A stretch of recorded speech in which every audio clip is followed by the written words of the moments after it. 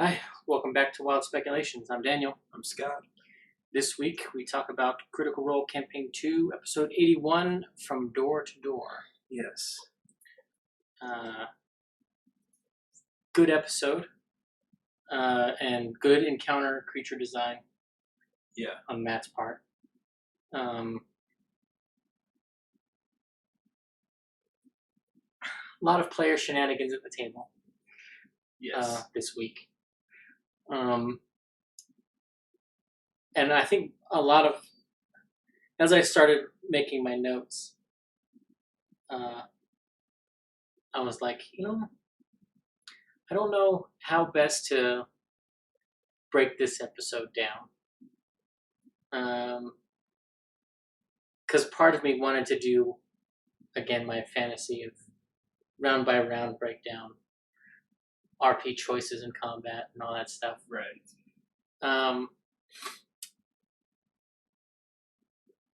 Because this episode there was a lot of combat. It was basically one long encounter for the first hour and like 2.5 hours almost. It was a super long time before they had the break. Yeah. But yeah. So I didn't want to do that this time though, because as I started thinking about it, too many of my thoughts were tended closer to backseat gaming. Gotcha.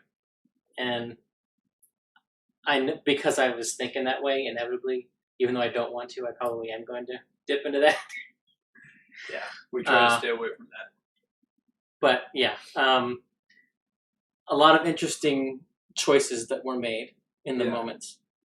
Well, first, and I can't remember if I talked about it last week or if I just wanted to talk about it last week, but the time dilation and how the mirrors work was kind of addressed at the beginning of the episode.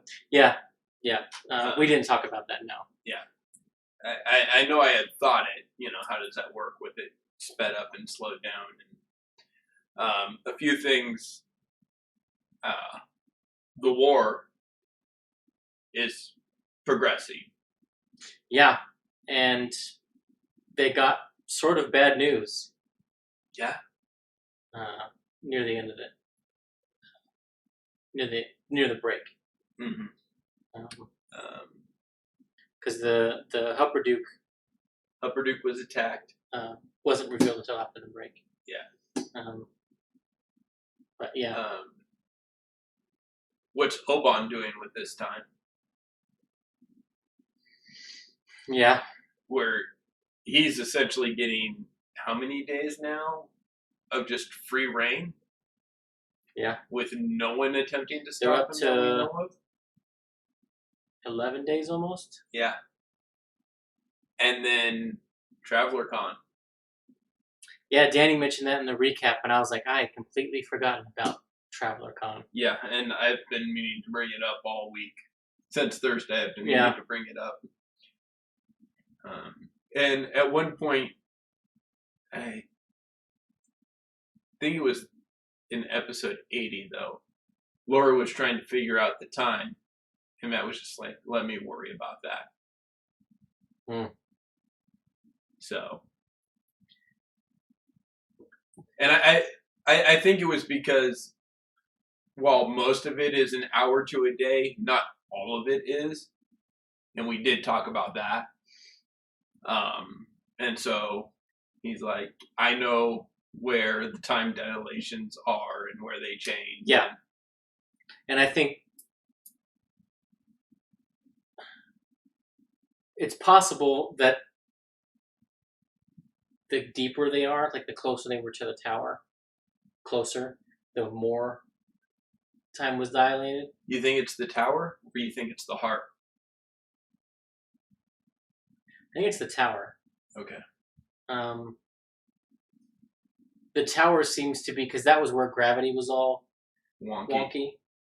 And it seems to control everything. Like, yes, the heart might be the power source, but that's the mechanism. All right. The the real question is, if the heart is powering the sphere and they take the heart out of the sphere, what happens? Yeah.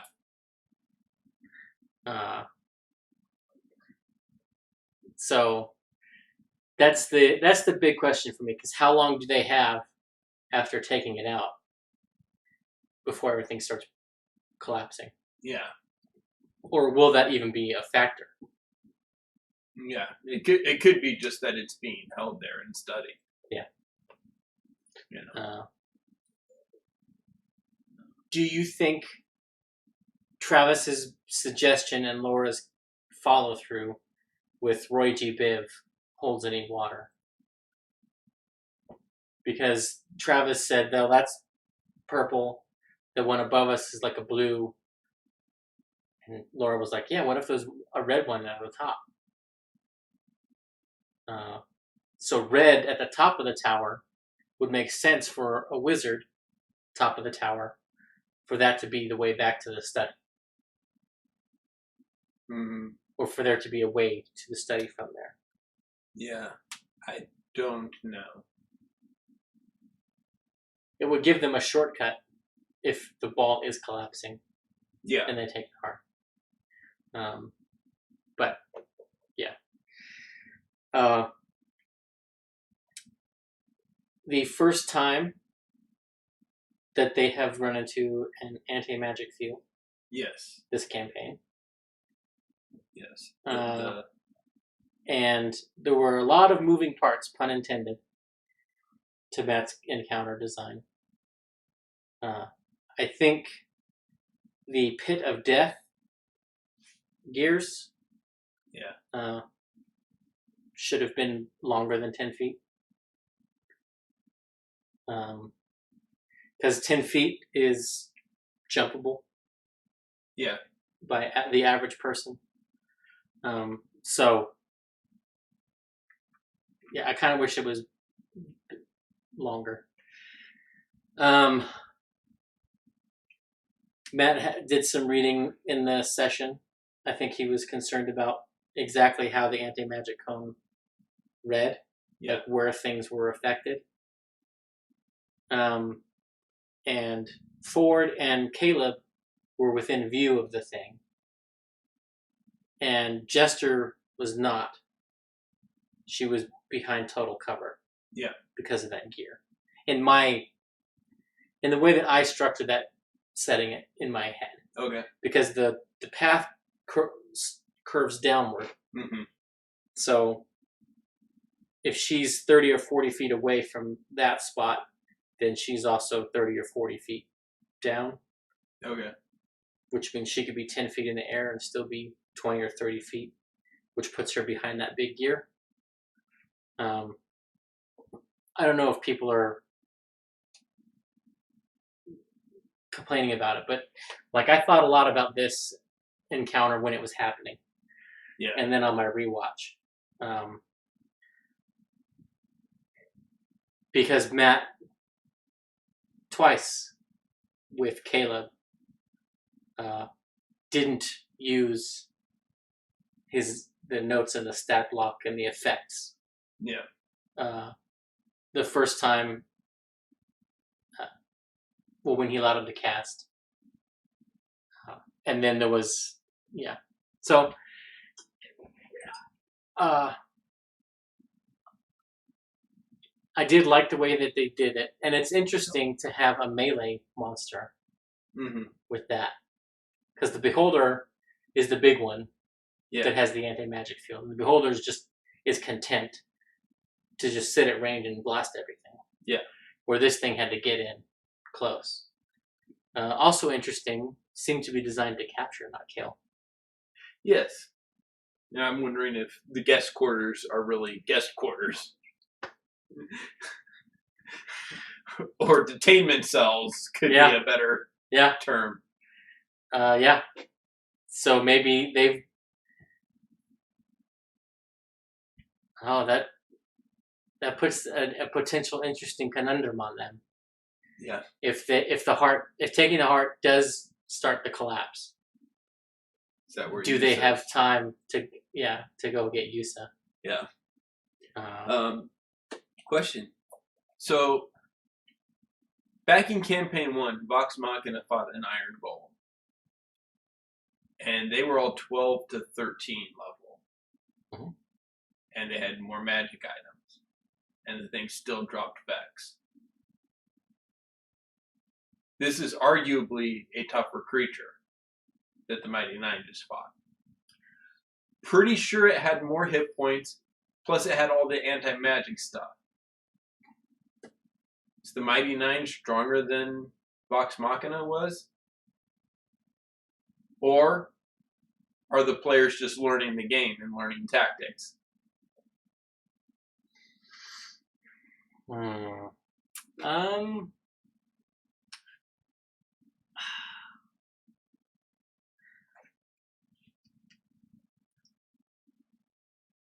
I don't think.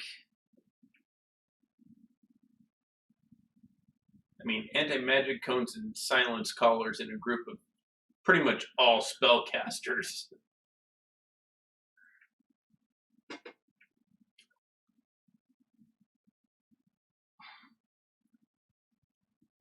Yes, I think the Mighty Nine probably are more powerful than Vox Machina. Okay.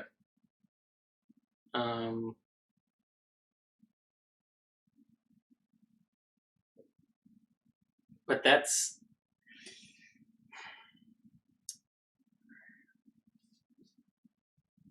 even that, and I'm not confident in that.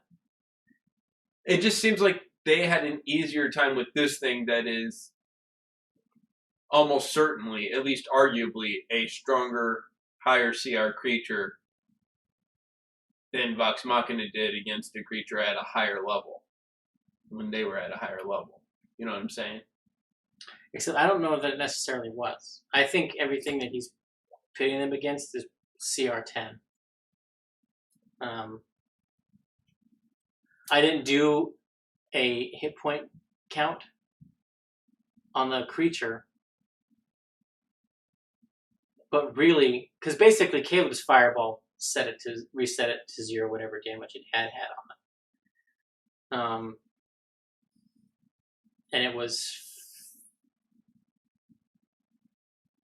4 rounds before they killed it. So that puts it in the range that they can. That's true. Take on. One of the things that I wanted to talk to you about was, and it was something that I was thinking about during the encounter, was if the thing is shut down, is it incapacitated? And if it is incapacitated, should their attack rolls not have all had advantage and all been crits? Yeah. I would argue yes. I had a different question about the combat, but that's a good one. Now, I'm not stressing about it because, especially in my rewatch, and this is something we talked about very early on, like in our episode 30 counts, the episode 30 counts, where Matt had made a lot of mistakes in the episode. Oh, yeah. And we had talked about how, some of them were his favor, but most of them were player favor. Yeah. And this encounter, just about every one of them were the player's favor. Yeah. So I'm not stressing too much that he didn't give them automatic critical hits on their cheese maneuver of turning it off. Yeah. Even though mathematically that probably shouldn't have worked. Yeah. Because they had advantage on all of its saving throws. But Matt said it didn't have a great wisdom save. And then it was during the break on Thursday, after Marisha hit it with the flurry of blows and everything happened, I was like, he said it was immune to being charmed. So I got to open my player's handbook and I flipped to command because I was like, it's an enchantment spell, but are they charmed? And I read it. and command is not a charm effect. There you go. So that was all that was the only question that I had in that whole thing, was whether or not that portion was legal, because they cheesed it like crazy. Yeah. And it was legal, and that, by the way, is why Talison's my MVP. Yeah, he definitely is. And also he was the first one to climb into the ballistae. Yeah. So my question, and it triggered in my mind. I'd been kind of thinking about it off and on. I haven't brought it up yet, and I've thought about it every time Bo has activated her gauntlets. They give her a reach of 20 feet. Yeah. Attacks of opportunity. Leave combat range. Mm-hmm. Leave your threatened area. Mm-hmm. And I know she has done it before. Made an attack of opportunity when someone stepped away from her. But we're still within that 20 feet to keep them right there beside her. Legal? Not legal? Legal. Legal? Yeah, the rules for reach, because in 4th edition there was a difference between reach and threatening reach. And you had to get a feat to be able to make those attack of opportunities at reach. In 5th edition, there's no such rule. Your reach is your reach. So anything that triggers off of that triggers just fine. So so her combat reach is 20 feet out. Right, but she's done it to where they're adjacent to each other. Step away, but to keep it right there adjacent. Does she have to wait till they leave the 20-foot range to make the attack of opportunity? No. So she can do it when they leave a 5-foot range. Even though they're not leaving her threatened area. Because she has a 20-foot reach.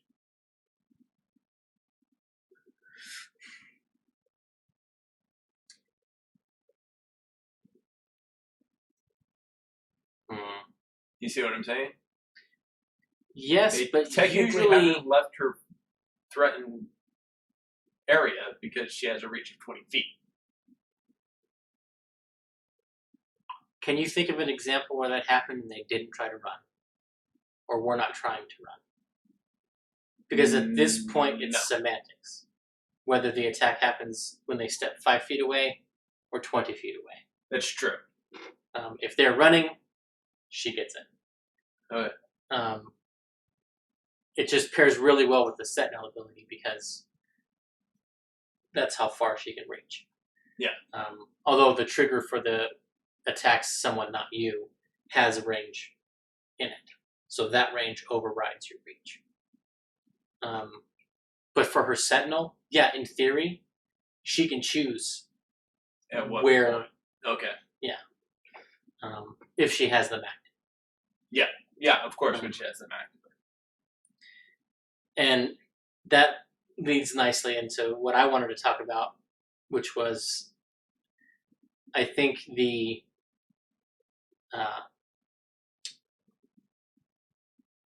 crutch training wheels that Matt had built into the encounter as sort of a problem-solving thing, which was you activate your magic item or cast a spell, maybe an offensive spell. Yeah.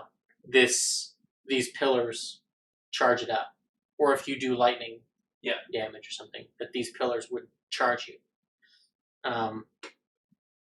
And they didn't really get to use that except Bo, and it was really by accident. Yeah.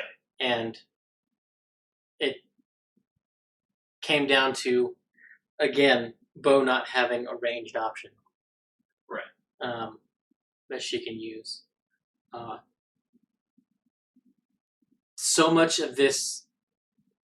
See, I think Matt knew so much of this encounter was going to cripple them. Yeah. So I think he had built in different things to help them out.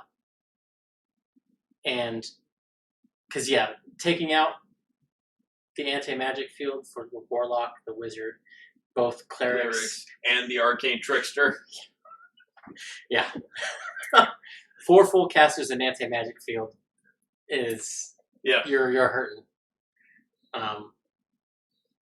But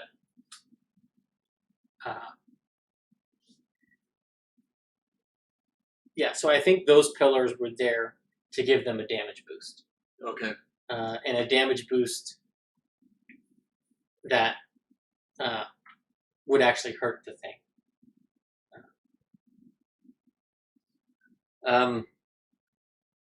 Matt didn't say what the additional cold effect was.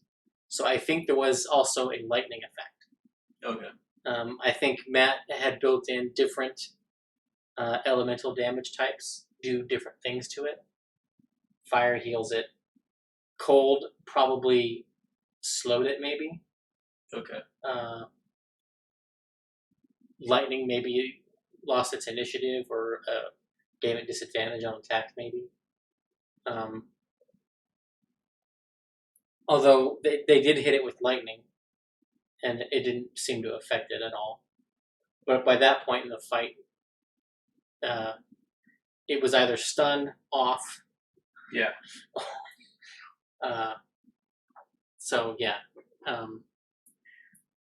And Matt had already forgotten to do the AoE cold damage. Yeah. For 2 attacks. And yeah, I enjoyed the fight, and I also felt bad for Matt. Yeah. Because he had all these things back there that he was needing to do. Mm-hmm. And I've done stuff like that where I'm like, oh, this is going to be so cool. I have all these triggers that are going to happen. And then you... And forget half of them. Yeah. One thing I will say I really liked, and we commented on it earlier, is, you know, Caleb uses the Ring of Evasion to get out of the thing. And then Laura's like, so magic items working? That's like, so being used to seeing... Thank you for the reminder. Being used to Dunamancy. Yeah. And use that story element of the time flipping magic to rewrite the fragments that. of possibilities, yep. Laura was really bad on the metagaming in this episode. Yeah. And again, not all of her metagaming was in favor of the players, as that is illustrated, yes. And she felt so bad. The look on her face, she's like, I should have kept my mouth shut. I'm so sorry, kid. Yeah, and well, because he picked up on it, he's like, no, I want to see what happens. Yeah. I think, and this is the question that I wanted to talk to you about, because it comes down to, because Matt had so much to remember, and he kept forgetting bits and pieces of it, that he probably should have told Caleb, you were silenced. Yeah. Because that's something that the character very quickly would figure out. Yeah. And like in a bookkeeping sort of situation, even if the character doesn't know, the player should know. So that's one less thing that you have to worry about. Yeah.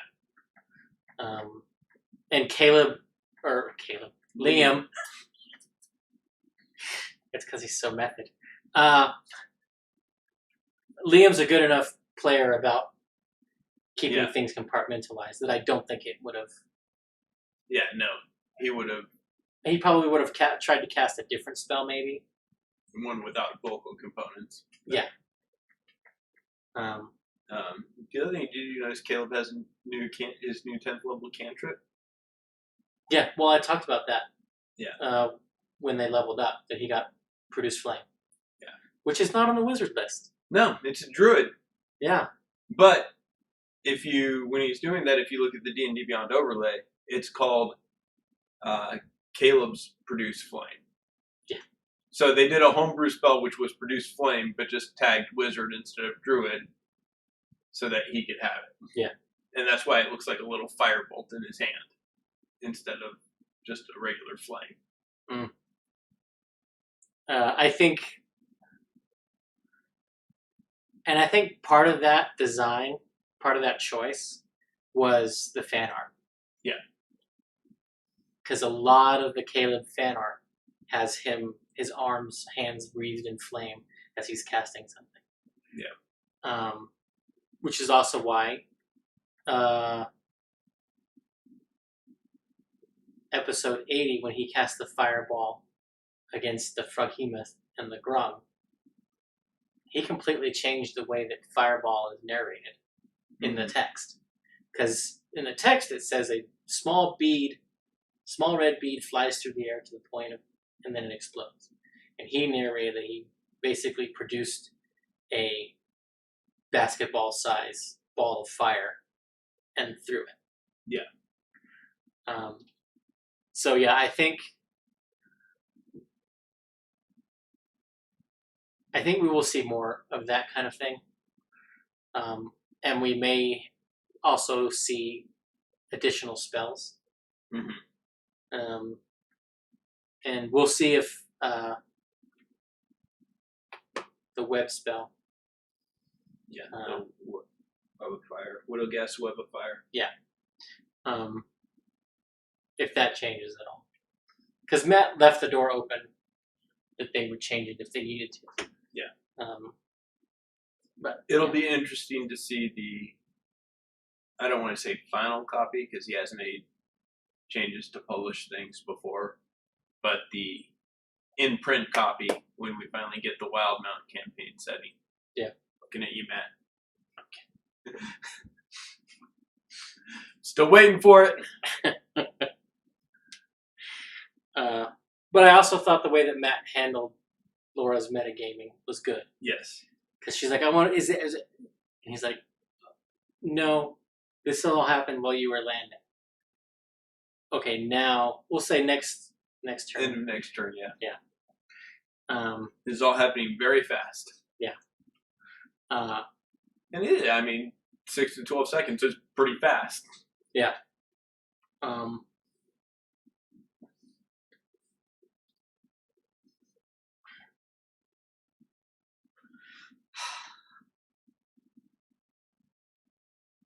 I wonder,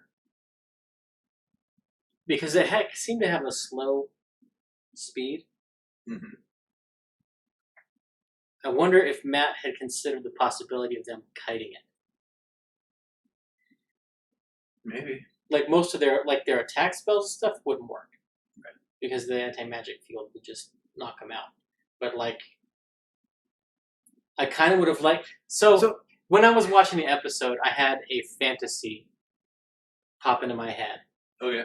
Which was Bo and Knot performing a rear guard action, protecting the rest of the party as they flee. And basically, Bo being the sentinel, standing her ground, beating the hell out of whatever it is they're fighting, not taking pot shots, and then Knot withdraws a little bit, and then Bo withdraws, and then Knot takes the pot shots, while Bo rests and takes a potion or whatever. Interesting. And just them like leapfrogging in a retreating way. Mm-hmm. See, what I would have liked to have seen is more using the environment.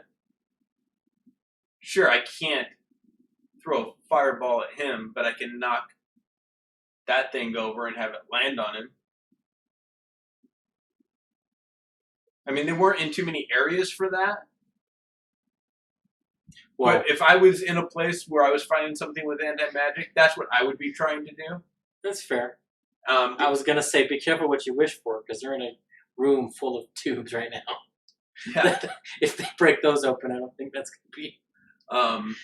The other thing I was wondering, and I don't even know if any of them have the spell off the top of my head, and how would it affect the momentum of something flung by the catapult spell? Would it cease the momentum because it was hurled magically? Or is it already in momentum and so it would still land and do the damage?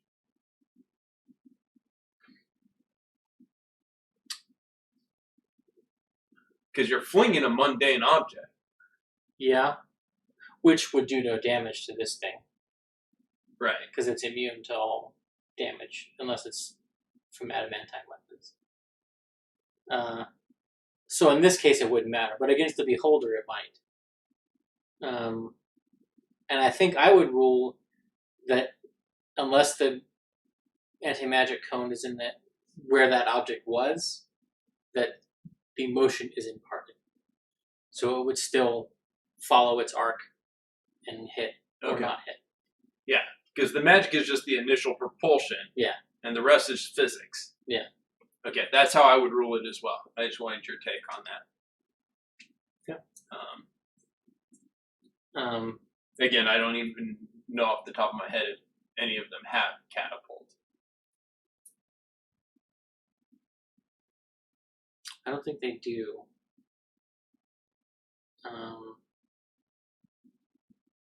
Although I think Liam mentioned it once. Yeah, I thought I'd remember Liam either mentioning it or casting it once early on, because it's a first level spell. But it's not one we've seen. Yeah. If he has it, it's not one he prepares often. Yeah. Not without her sneak attack.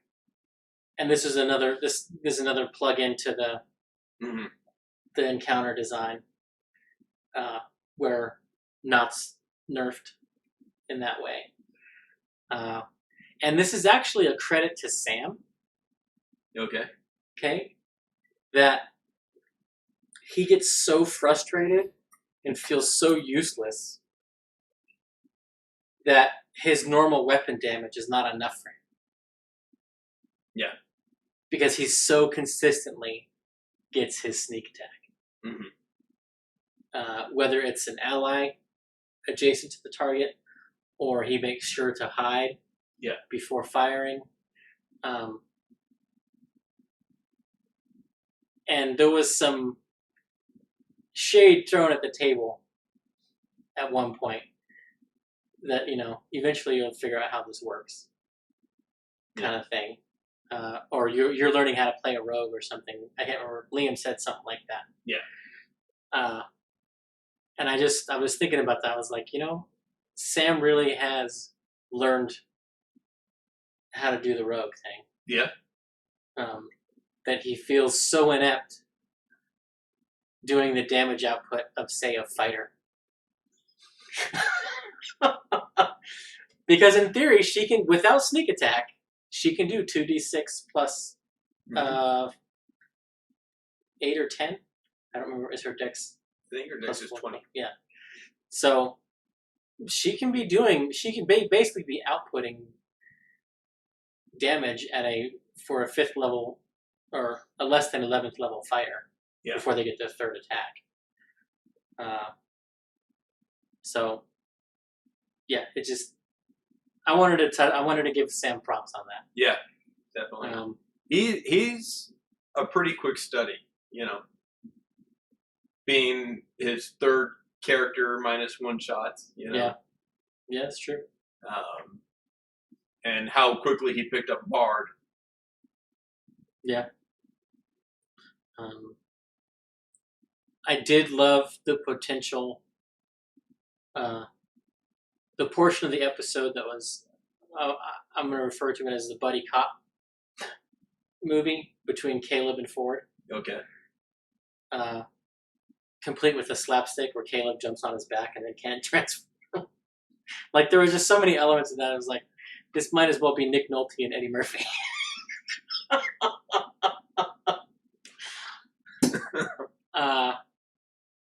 Or Mark Wahlberg and Will Ferrell. Yeah.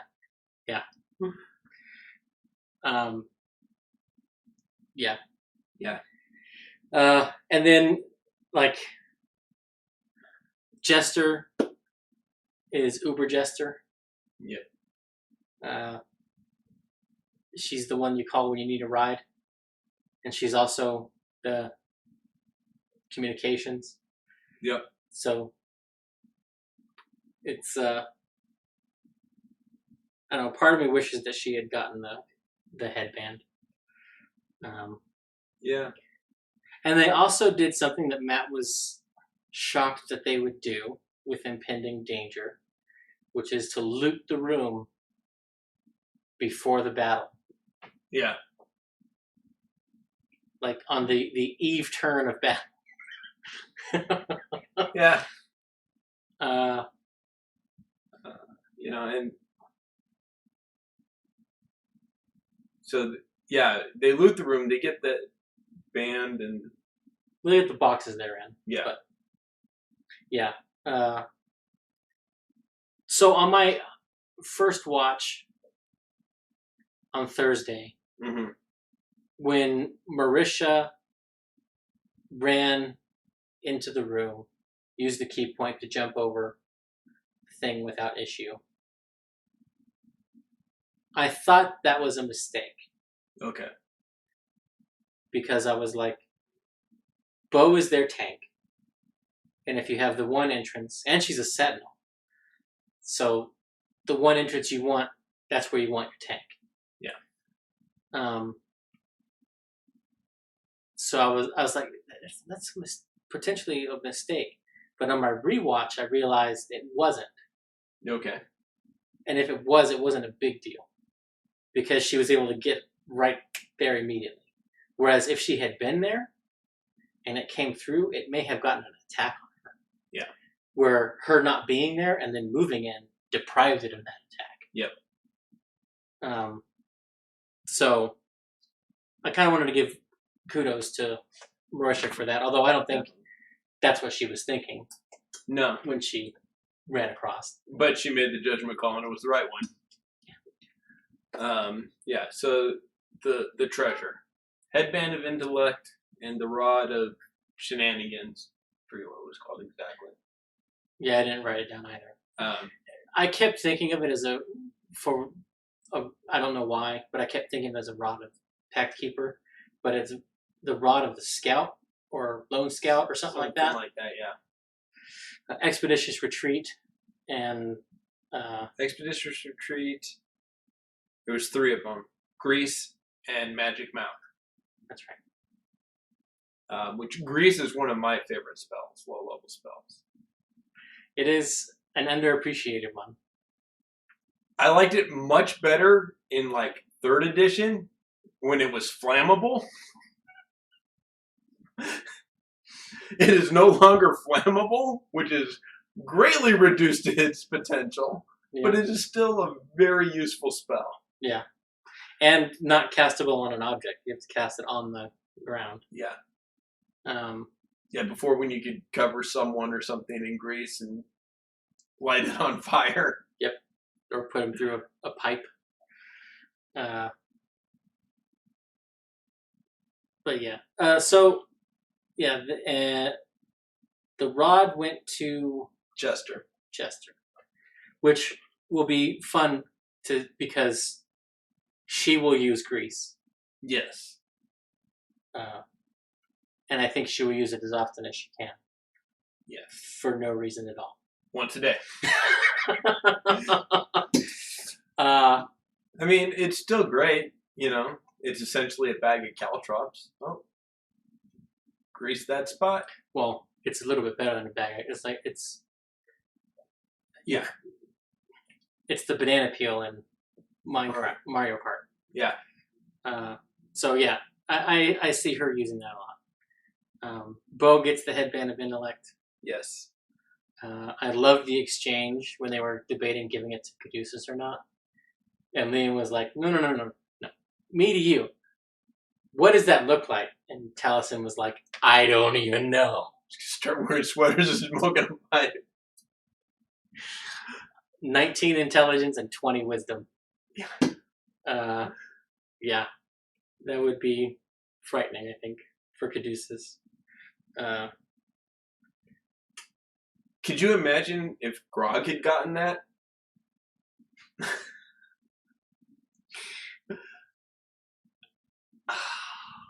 Now, see, I think the scary thing with Grog getting that is, what does Percy do? Because every time Percy came out on top of Grog, it's because he outsmarted him. Yep. And if you can't do that, Percy's in trouble.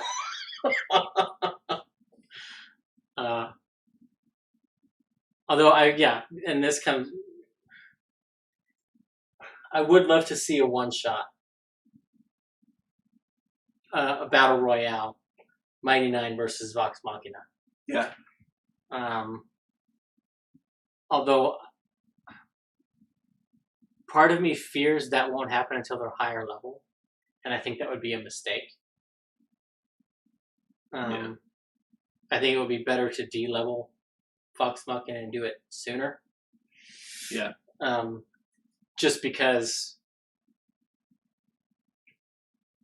unless it's okay, you guys are going to play Mighty Nine and you guys are going to play Vox Machina, and however they split that up. Unless they do that, where it's an equal number, but then it's not really Vox Machina versus Mighty Nine. Yeah. It's these three versus these three.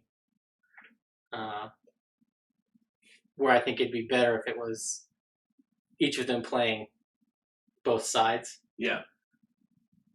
But when you're doing that with 2 level 17 characters, that's a lot. The other thing they could do is like a bracket.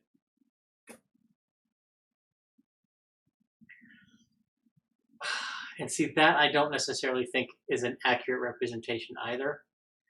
Just because, like, especially for the rogues. Yeah.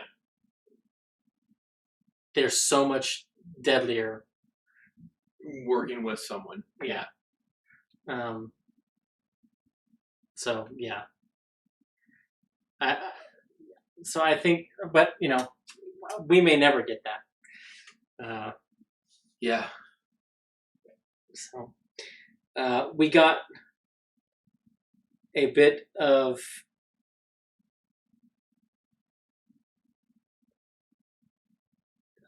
I don't want to say time wasting, but it was the temptation of the Golem build. The skill challenge. Yeah. I'm trying to figure out how that comes back to bite them. I'm not sure. So at one point, Caleb commanded him to speak, and Matt reminded him it doesn't have a mouth. I had 2 thoughts come to my head, both centered on Chester. One, she uses her new toy because it's permanent until dispelled, but magic mouth, so that whenever Caleb issues it a command, he says, "Yes, stinky wizard man."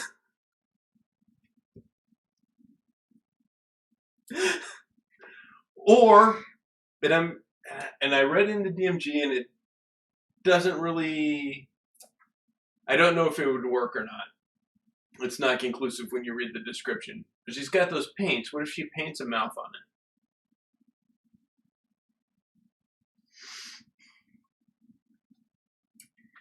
it? I think she would have to not just paint a mouth, but paint all of the mechanisms therein to allow it to move or to give it voice.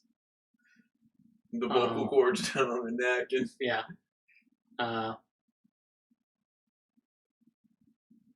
So I don't know. Yeah, I hadn't considered any of that. I mean, she could do it to where if anyone says anything, she just replies, "Caleb," like Dodie did Terry. Yeah. Although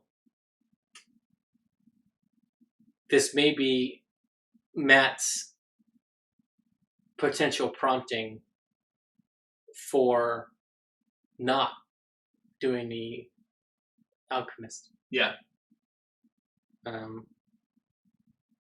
So, or artificer, rather. Sorry.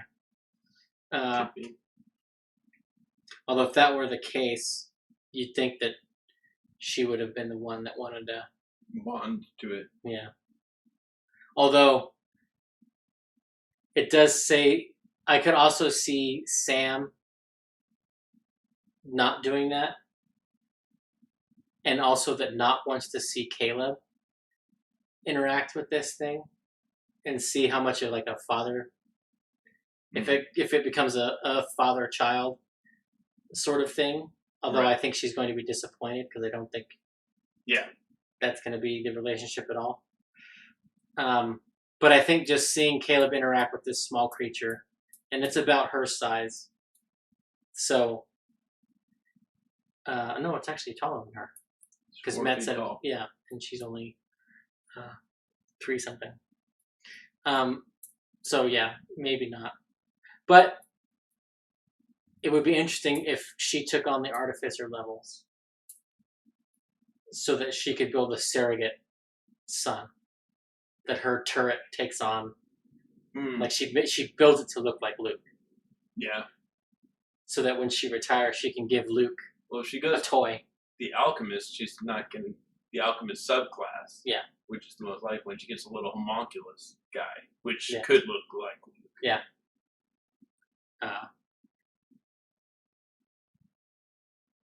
We'll see. I was wrong because I thought we would get more automatons in the tower. Mm-hmm. And the doorway that they went to, and maybe they bypassed a bunch of stuff by flying up there. Yeah. So maybe I wasn't wrong, but I wasn't right. I didn't run into them. Yeah. And the golem factory didn't have a bunch of stuff in it for them to fight. Right. I think Travis was no.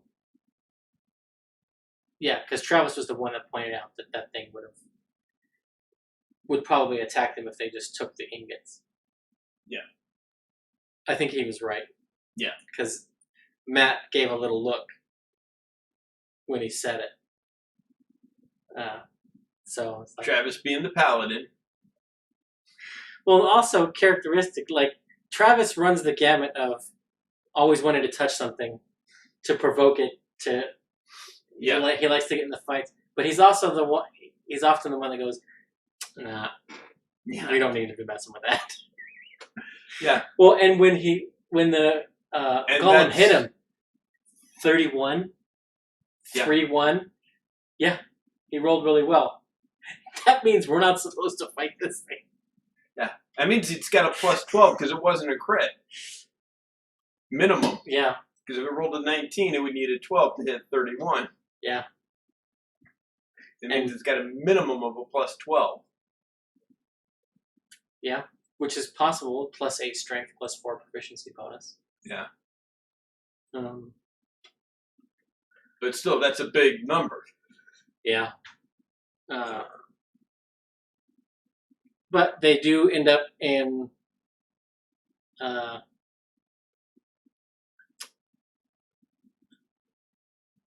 what's the heart study?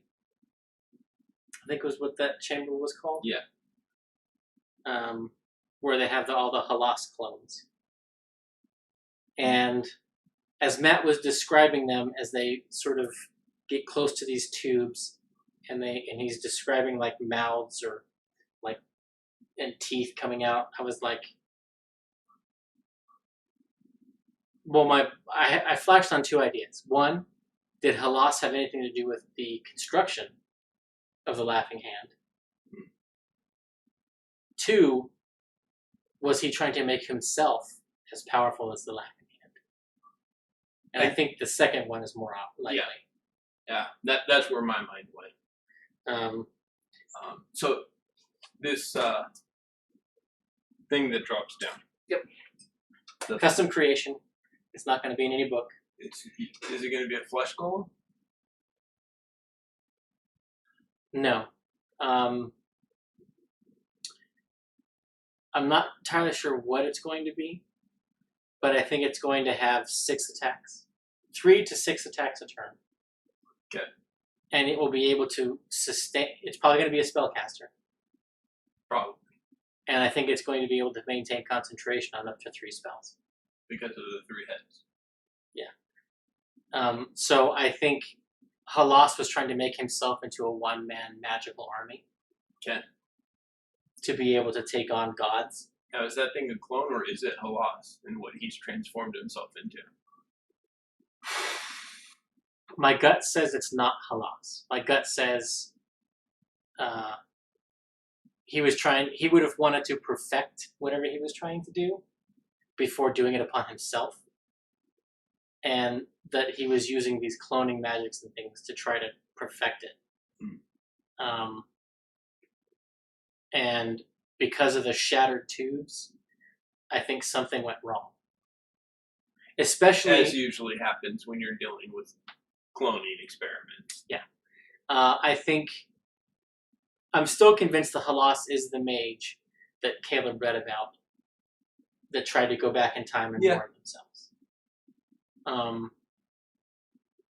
I could be wrong, but thus far Halas is the only Age of Arcanum mage that we know about. Other than arguably Vecna. Vecna and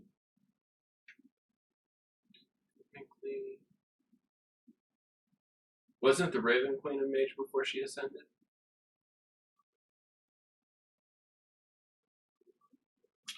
I think in Matt's world, yes. I think that's right. I think when they did the Lord on her,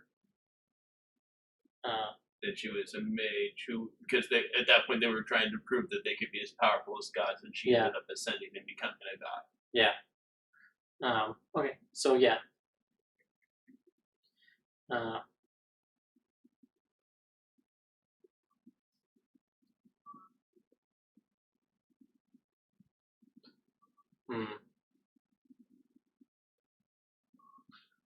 Again, he's the only one that fits because if Vecna's going to go back and warn himself, or he's not going to try and stop himself, he's going to warn himself about Talks Machnia. Yeah. Raven Queen, no. She's not going to go back and tell herself not to become a god. Yeah, unless the act of going back in time made her the mistress of fate. Awesome. That's the only argument that just popped in my head just now. But I'm still pretty certain it's Halas. Yeah, I agree. And if it is Halas, then he's not that monster. That monster is a creation of his experiments.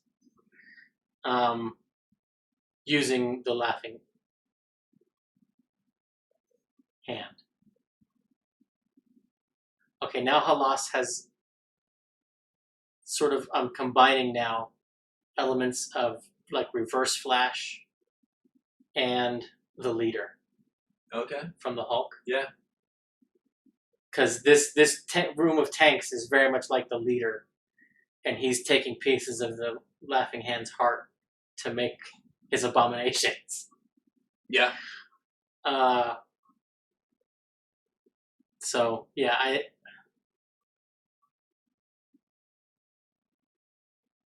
I think that thing's probably a 14th level caster, probably. Okay. Would be my guess. It will have a boatload of hit points. Yeah.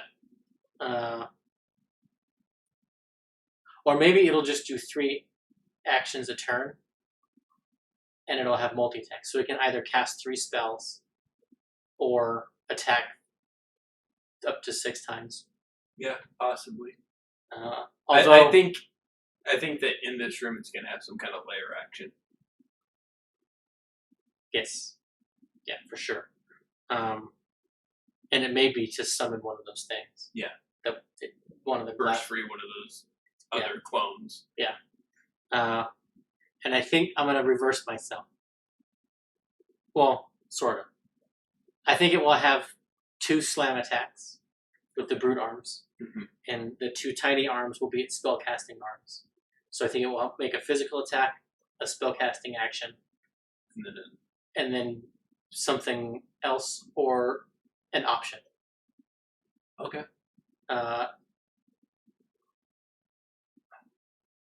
The other way that Matt could have designed it is that on its turn, it will do the attack, it will do its physical attacks, and then its layer actions will be spellcasting.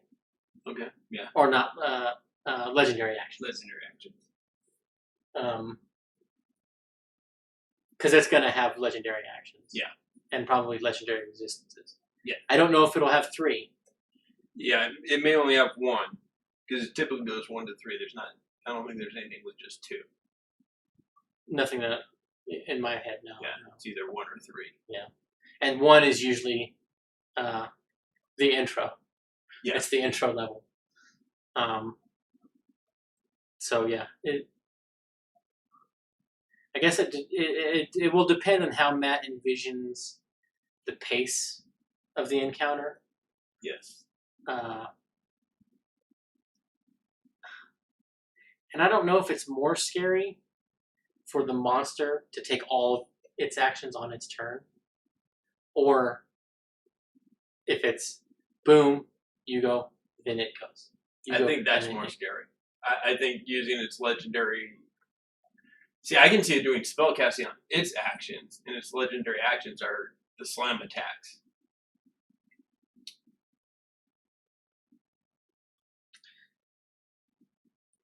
The reason I say it's not going to be that is because it didn't start with that.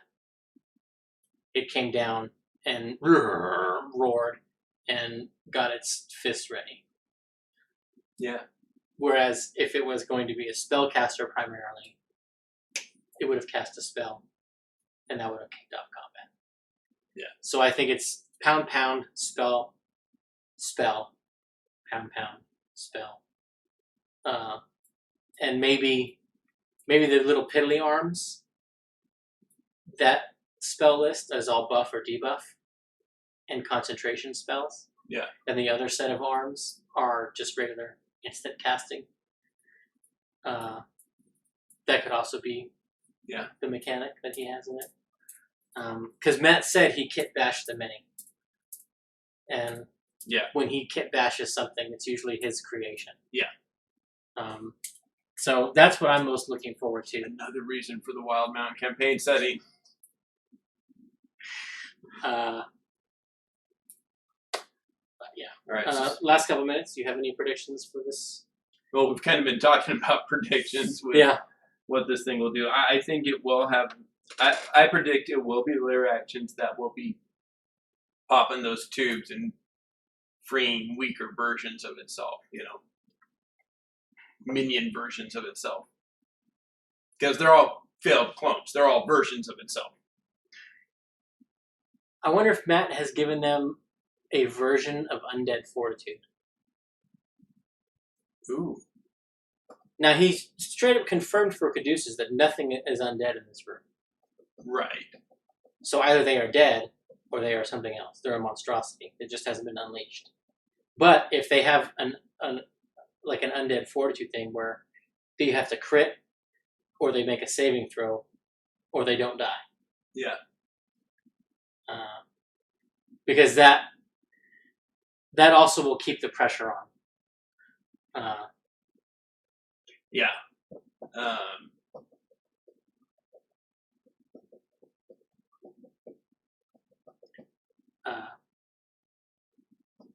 I think the trap, or the room where the heart is, I think that's going to be trapped. Oh yeah, definitely. And not will set off the trap. Trying. And Yuzza is not there. No. I think after our discussion, I think he's in the guest quarters. Yeah. And the guest quarters are not guest quarters. They're guest quarters. Yes. That's my theory as well. I don't think the heart will collapse the ball. Yeah, I don't. My gut is not that the heart powers it, but maybe it powers this cloning experiment. Because, and I've got no proof for it other than my take on how what we've learned and how we've learned about it. No definitive this points to that. But I don't think the thing was designed to house or contain the heart. I think, here's the heart. I'm going to take this for my own purposes and put it in here. Yeah, agreed. I think that's the most likely scenario. I think. I think when we finally come out of the ball, that's going to be another level. You think so? Yeah. All right. I disagree. I don't think they level again until TravelerCon, which will be shortly after they come out of the ball. Yeah. But okay, I can see that, but I don't know. I disagree. Okay. I think that golem was higher CR than you do, and I think completing a milestone would be getting the weapon they need to defeat the Laughing Hand. So you may be right. I think they're leveling up. Personally, I think they're leveling up before TravelerCon because they're going to need that extra level to handle whatever happens at TravelerCon. Fair. All right, we will see you guys next week. We're gonna go watch Talks Machnia with Travis and Marisha. We'll see you guys next week. Bye, guys.